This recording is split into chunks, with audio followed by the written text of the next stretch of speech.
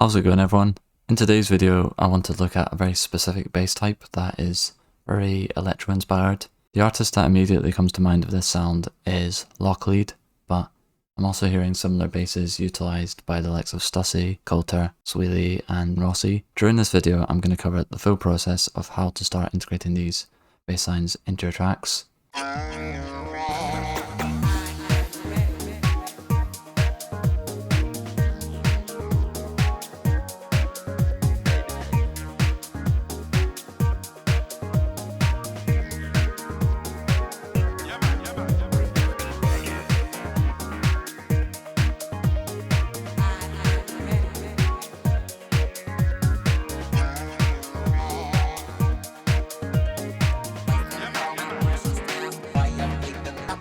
So given this sound is quite a versatile sound, I'm going to start with a few examples just to give you a rough idea of the type of bass we're going to be looking at. The first example I'm going to go to is this one. This is from a mix that Rossi did back to back with Voigtmann. Within this mix I could hear a lot of these kind of raspy style of bass lines. So you've got that kind of, it's almost like quite warped.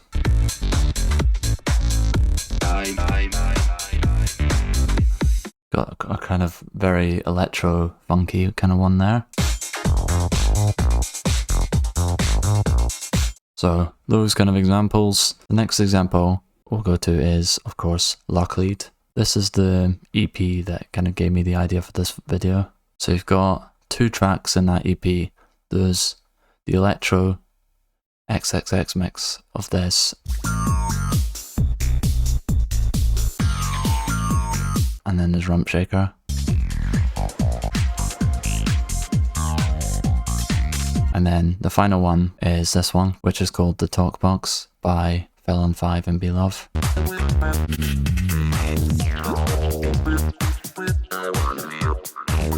So very kind of electro funk inspired with kind of mixed bass lines and loads of different layers playing off each other. So I can't quite cover all the styles, but hopefully from those unique examples you're starting to get a better idea of roughly the type of bass we'll be looking at today. So let's move on. As you'll see, there's quite a few layers here. Rather than work through all of them chronologically like we normally do, we'll essentially split this section up into the MIDI, the sounds and the audio effects. Up first we've got the MIDI patterns. So the MIDI patterns tend to vary when it comes to like the complexity of them. You've essentially got this group up here where all the patterns, if I just quickly show them, are quite basic. They're essentially playing one big melodic phrase but with loads of different sounds. So it's got multiple patterns playing, in most cases just one note. Sometimes they're layered at the same time. Sometimes they're playing just after one another, like here. They go into the phrase. The technique's very similar to how like UK Garage tends to create their bass lines. When it comes to the actual patterns, you're trying to keep things very simple and just develop these ideas off one another. So I'll just play this group now.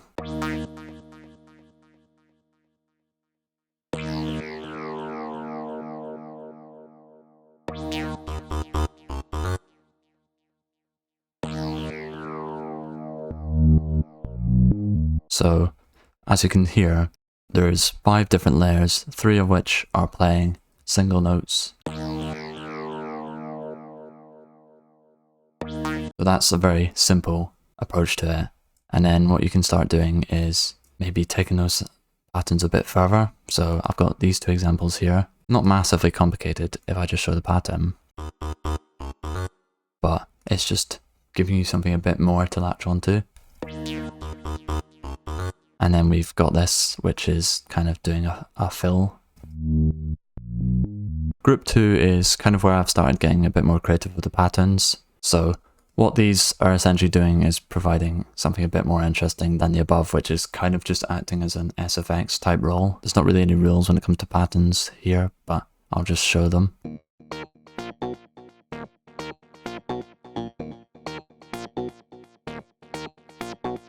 The sub's playing the basic low end driving pattern.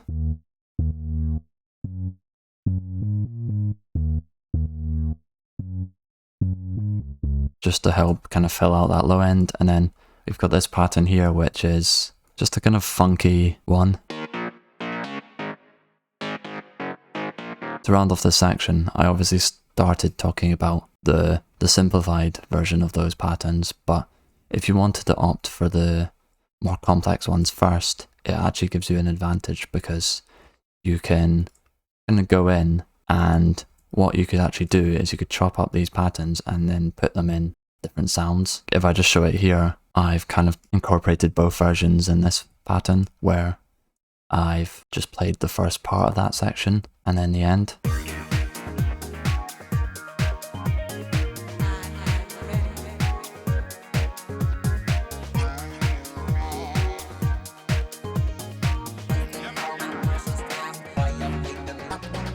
So hopefully that's given you a bit of insight into how you might approach the MIDI. Next up, we'll talk about the actual sounds that you might consider using. I think a mistake a lot of people make is they tend to think in terms of what plugins do I need to make this sound, as opposed to actually thinking more about the sound itself and the character of it. So typically for these electro-inspired bass lines, what I'm looking for is kind of those harsh, resonant, almost acidy sounds. With regards to plugins, I've kind of used 3 different examples. I've used Trillion, I've used Diva, and I've used Massive. I've also used certain samples in some cases, which have that really nice texture. So what I'm going to do is I'm going to go through all these examples. We have this. It's quite a dubby kind of sound. We've got this squelch. It's like a moog. We've got this stab, which has been high passed. The filter's moving and it's got quite a high resonance. The next one we've got is quite interesting because this one actually came from a random sample, which sounded like this. If I play that, you can hear it's got a squelch to it. Almost reminds me of like dubstep. So we've basically trimmed it a bit and we've added this effect strain, which completely transforms it.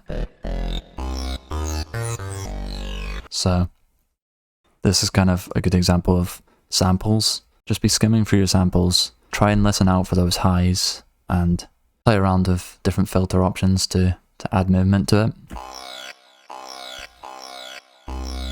So loads of unique sounds you can try, but that is a few examples. And then you've got these.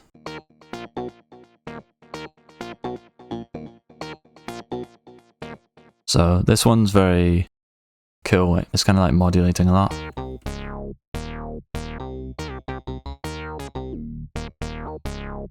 Like, it's one of the reasons I like Trillion so much is because they're not just basic patches. There's kind of a lot more that's gone into them, and the sounds are a lot more interesting because a lot of them are moving. I'd always be starting with skimming through the presets, and then I'd be trying to modify them in a way that kind of gets you closer to that sound. So what I'll do is I'll show this example. So that's an electro patch. We'll go to funk. Then what I'll do is I will typically look at the filter. Like I said at the start, the character of that electro sound is very resonant, very acidy, and the way to kind of do that is to play around with the different filter parameters. So I'd map the cutoff, I'd map the resonance, and then I'd map the envelope, which you can see down here.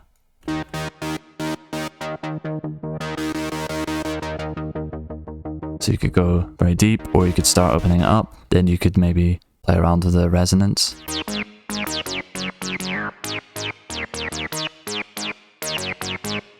You see, you've already got that kind of really nice sound that would fit into this style so well. So that is going to conclude our section on the actual sounds. The final place that we'll talk about is, of course, the audio effects. In most cases, these are normally the things that have the most variance. So there's no set rules, and I'd encourage you to get as creative as you want with them. Generally speaking, there's some go-to effects that I would consider, and we'll just kind of quickly touch on them. The first one is going to be basic EQing and filtering. So I tend to utilize a simple EQ here that normally just cuts out some of the lows. Then I'll normally include some kind of filter. So I'll either include it here, or I'll kind of shape the sound using that frequency cutoff. The second thing I would do is start using like reverbs and delays. These are where we can start to add a lot of life to our sounds. The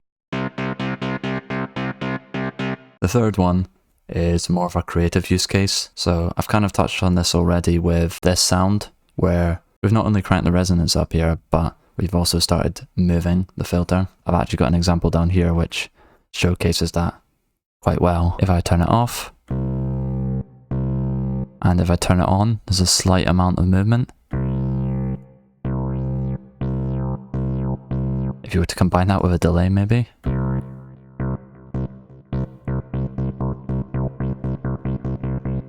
So you could either use that auto filter, or you could use the Sound Toys Filter Freak. And then the third one, my kind of go-to would actually be erosion, where you can either add noise, white noise, or sine, and basically add this artificial texture to the sound.